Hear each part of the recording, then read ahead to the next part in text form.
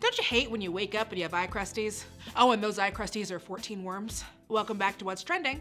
I'm Danielle Radford. Subscribe for more trending and social media news every day. Abby Beckley noticed something itching in her eye, and when she pulled it out, found it was a wriggling little worm. Abby was on a fishing trip in Alaska. Doctors there could only send a couple of the worms to the CDC to be analyzed. Her doctor didn't know what it was, but then he went in and found 2 more worms in her eye. And then she went to a special ophthalmologist who pulled out 2 more worms. 1 worm? That's just a weird occurrence. 2 or 3 worms? Nothing weird there.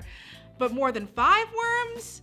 That's not a coincidence. Okay, we are about to show you a gross image of an eyeball. It's only gonna be up for like 2 seconds, but if you do not wanna see a disgusting eyeball, close your eyes now. Ow! Yeah, no, I didn't look at it. I'm not looking at a gross eyeball. The funny thing is, when Abby first went to the hospital, the doctor couldn't find any worms. She said, I kept thinking, show yourselves! You have to show yourselves! That always happens, right? You take your car to the shop and it's just fine. You go to the eye doctor and all of a sudden all of your disgusting worms just disappear. She eventually went to an infectious disease specialist in Portland. And between her and the CDC, they made a chilling discovery. Abby had been infected with a species of eyeworm that typically only exists in cattle. It's called Thalacia gullosa, and it's spread by flies. Oh yeah, flies just love drinking those liberal cow tears. Oh, I'm sorry, Mr. Cow Snowflake. Are you triggered by these flies drinking your cow tears? These cows are such beta cucks.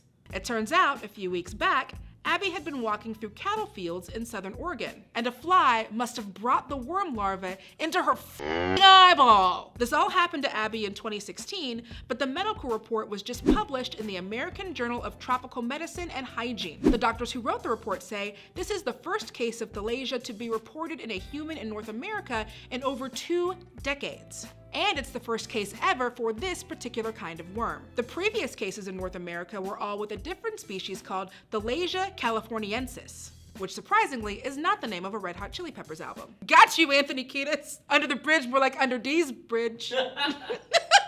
Interestingly, the worms submitted to the CDC were female and suffered minor shrinkage during analysis. Huh, must have gone in the pool.